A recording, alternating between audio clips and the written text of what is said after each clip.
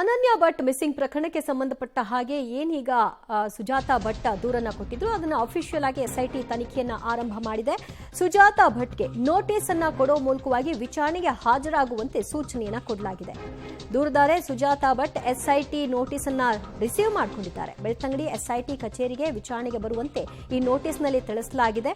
SIT ಸಿಬ್ಬಂದಿ ಬೆಂಗಳೂರಿಗೆ ಹೋಗಿ ನೋಟಿಸ್ ಕೊಟ್ಟರು. ಯಾಕಂದ್ರೆ ಸುಜಾತಾ ಭಟ್ ಈಗ ಬೆಂಗಳೂರಿನಲ್ಲಿ ವಾಸವಾಗಿದ್ದಾರೆ. ಶೀಘ್ರದಲ್ಲೇ ವಿಚಾರಣೆಗೆ ಬರೋದಾಗಿ ಕೂಡ ಅವರು ತಿಳಿಸಿದ್ರಿಂದ ಅನನ್ಯ ಭಟ್ ನನ್ನ ಮಗಳು ಕಾಣೆಯಾಗಿದ್ದಾಳೆ, ಧರ್ಮಸ್ಥಳದಲ್ಲೇ ಕಣ್ಮರಿ ಆಗಿದ್ದಾಳೆ ಅನ್ನೋ ವಿಚಾರಕ್ಕೆ ಸಂಬಂಧಪಟ್ಟ ಹಾಗೆ ಆಕೆಯ ಬಳಿ ಇರತಕ್ಕಂತಹ ಬಲವಾದ ಸಾಕ್ಷ್ಯಗಳು ಏನು, ಇದಕ್ಕೆ ಪೂರಕವಾದಂತಹ ಮಾಹಿತಿಗಳನ್ನ ಕೊಡಿ ಅನ್ನೋದು ಈ ವಿಚಾರಣೆಯಲ್ಲಿ ಕೇಳ್ತಾರೆ.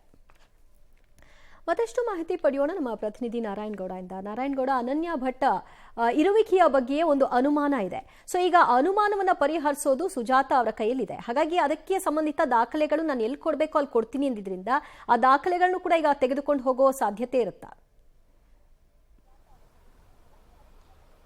ದಿವ್ಯಾ, ಈಗ ಒಂದು ರೀತಿಯಲ್ಲಿ ಈಗ ಅನಾಮಿಕ ಈಗಾಗಲೇ ಪೊಲೀಸ್ನವರಿಗೆ ಅಂದರೆ SIT ಅಧಿಕಾರಿಗಳಿಗೆ ಒಂದು ರೀತಿ ಅನಾಮಿಕ ನೀತಿನೇ ಇರುವಂಥದ್ದು. ಆದರೆ SIT ಪೊಲೀಸ್ನವರಿಗೆ ಈ ವ್ಯಕ್ತಿ ಏನೀಗ ಸುಜಾತಾ ಭಟ್ ಹೇಳಿದ್ದಾರೆ ಅವರು ಕೂಡ ಅನಾಮಿಕನ ಅನ್ನೋ ಪ್ರಶ್ನೆ ಕಾಡ್ತಾ ಇರುವಂಥದ್ದು. ಯಾಕೆಂತಂದ್ರೆ ಈಗಾಗಲೇ ಕಳೆದ 3-4 ದಿನಗಳಿಂದ ಈ ಪ್ರಕರಣದಲ್ಲಿ ಬರ್ತಿರುವಂಥ ಹೆಸರುಗಳು ಅನನ್ಯ ಭಟ್ ಆಗ್ಬೋದು, ಸುಜಾತಾ ಭಟ್ ಆಗ್ಬೋದು ಅಥವಾ ವಾಸಂತಿ ಆಗ್ಬೋದು, ಈ ಮೂರು ಒಂದಕ್ಕೊಂದಕ್ಕೆ ಸಂಬಂಧನೇ ಇಲ್ಲ ಅನ್ನೋ ಆ ಪ್ರಶ್ನೆ ಈಗಾಗಲೇ ಎದ್ದಿರುವಂಥದ್ದು. ಒಂದು ಕಡೆ ಸುಜಾತಾ ಭಟ್ ಅವರ ಸಹೋದರ ನನ್ನ ತಂಗಿ ಮದುವೆನೇ ಆಗಿಲ್ಲ ಅಂತ ಹೇಳುವಂತ ಒಂದ್ ಕಡೆ ಆದ್ರೆ, ಸುಜಾತಾ ಭಟ್ ನನ್ನ ಮಗಳು ಅಂತ ತೋರಿಸುವಂತ ಅನನ್ಯ ಫೋಟೋನ ಮತ್ತಾರೋ ಒಬ್ಬರು ಈಕೆ ನನ್ನ ತಂಗಿ ಅಂತ ಹೇಳ್ತಿರುವಂಥದ್ದು.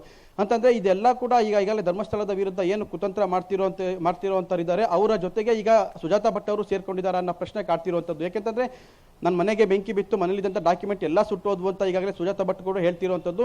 ಇಷ್ಟು ದಿನಗಳ ಕಾಲ ನನಗೆ ಮಗಳಿದ್ಲು, ನನಗೆ ಡಾಕ್ಯುಮೆಂಟ್ ಎಲ್ಲ ಸುಟ್ಟೋಗಿದೆ, ನನ್ನ ಮಗಳು ಧರ್ಮಸ್ಥಳದಲ್ಲಿ ಕಾಣೆಯಾಗಿದ್ಲು ಅಂತ ಹೇಳ್ತಿದ್ದಂಥ ಸುಜಾತಾ ಭಟ್ ಇವತ್ತಂದ್ರೆ ನಿನ್ನೆಯಿಂದ ನಾನು ಪ್ರಕರಣದಿಂದ ಹಿಂದೆ ಸರಿತೀನಿ ಅನ್ನೋ ಅಂತ ಹೇಳಿಕೆ ಕೊಡ್ತಿರುವಂಥದ್ದು. ಅಂತಂದ್ರೆ ಅವರಿಗೆ SIT ಅಧಿಕಾರಿಗಳು ಕೇಳುವಂಥ ಪ್ರಶ್ನೆಗಳಿಗೆ ಪೂರಕವಾದಂಥ ದಾಖಲೆಗಳನ್ನು ಒದಗಿಸೋಕ್ಕೆ ಅವರಿಗೆ ಆಗಲ್ಲ ಅನ್ನೋ ಪ್ರಶ್ನೆಗಳನ್ನ ಅವರಿಗೆ ಮನಸ್ಸಲ್ಲೇ ಬಂದಿರಬಹುದು. ಹಾಗಾಗಿ ಈಗಾಗಲೇ ಅವ್ರ ಪ್ರಕರಣದ ಹಿಂದೆ ಸರಿಯುವಂಥ ಮಾತುಗಳನ್ನು ಆಡ್ತಿದ್ರು ಕೂಡ ಆ SIT ಅಧಿಕಾರಿಗಳು ಈಗಾಗಲೇ ಬೆಂಗಳೂರಿಗೆ ಅವ್ರ ಮನೆಗೆ ತೆರಳಿ ಈಗಾಗಲೇ ನೋಟಿಸ್ ಕೂಡ ನೀಡಿರುವಂಥದ್ದು. ಅಂತಂದ್ರೆ ಈಗ ಯಾವಾಗ ನನ್ನ ಮಗಳು ಕಳೆದೊಯ್ದಾರೆ ಅಂತ ಅವರು ಕೂಡ ದೂರು ಕೊಟ್ಟಿರುವಂಥದ್ದು. ಕಳೆದ 15 ವರ್ಷಗಳ ಹಿಂದೆ ನನ್ನ ಮಗಳು ಅನನ್ಯ ಭಟ್ ನಾಪತ್ತೆ ಆಗಿದ್ಲು ಅಂತ. ಹಾಗಾಗಿ ಅನನ್ಯ ಭಟ್ ನಿಮ್ಮ ಮಗಳು ಅನ್ನೋದಕ್ಕೆ ಗ್ಯಾರಂಟಿ ಏನು, ನಿಮ್ಮ ಹತ್ರ ಯಾವುದೇ ದಾಖಲೆಗಳಿದೆಯಾ, ಅದಕ್ಕೆ ಪೂರಕವಾದಂಥ ದಾಖಲೆಗಳಿದ್ರೆ ಅದನ್ನು ತಗೊಂಡು ಅಂದರೆ ಶೀಘ್ರದಲ್ಲೇ SIT ಕಚೇರಿಗೆ ಬಂದು ವಿಚಾರಣೆಗೆ ಒಳಪಡಿ ಅಂತ ಈಗಾಗಲೇ SIT ಅಧಿಕಾರಿಗಳು ಕೂಡ ಒಂದು ಸೂಚನೆ ಅಂದರೆ ನೋಟಿಸ್ ನೀಡಿರುವಂಥದ್ದು. ಬೆಂಗಳೂರಿನಲ್ಲಿ ಈ ನೋಟಿಸನ್ನು ಸ್ವೀಕಾರ ಮಾಡ್ಕೊಂಡಿರುವಂಥ ಸುಜಾತಾ ಭಟ್ ಅವರು ಕೂಡ ನಾನು ಯಾವಾಗ ಬರ್ತೀನಿ ಅನ್ನೋದು ಸ್ಪಷ್ಟವಾಗಿ ಮಾಹಿತಿ ಹೇಳಿದೆ. ಅಂದರೆ ನಾಳೆ ಬರ್ಬೋದು ಅಥವಾ ಸೋಮವಾರ ಬರ್ಬೋದು, ಇಲ್ಲಾಂದ್ರೆ ಮಂಗಳವಾರ ಬುಧವಾರ ಹಬ್ಬ ಕಳ್ಕೊಂಡು ನೆಕ್ಸ್ಟ್ ಗುರುವಾರ ಬರ್ತಾರೋ ಅದು ಸ್ಪಷ್ಟವಾದ ಮಾಹಿತಿ ಲಭ್ಯ ಆಗಿಲ್ಲ. ಆದರೆ ನಾನು ಶೀಘ್ರದಲ್ಲೇ ನಿಮ್ಮ ವಿಚಾರಣೆಗೆ ಹಾಜರಾಗ್ತೀನಿ ಅಂತ ಈಗಾಗಲೇ ಸುಜಾತಾ ಭಟ್ ಅವರು ಕೂಡ ಸ್ಪಷ್ಟನೆ ಪಡಿಸಿರುವಂಥದ್ದು. ದಿವ್ಯಾ, ಥ್ಯಾಂಕ್ ಯು ನಾರಾಯಣಗೌಡ ನಿಮ್ಮೆಲ್ಲ ಮಾಹಿತಿಗೆ.